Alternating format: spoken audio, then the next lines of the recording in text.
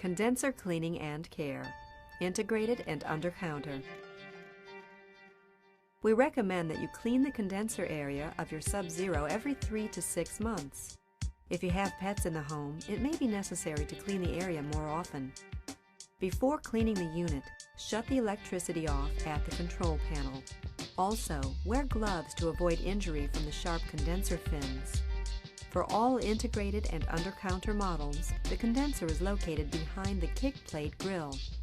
To clean the condenser area, remove the screws holding the kick plate grill in place. The kick plate grill will slide forward easily, giving you access to the condenser area.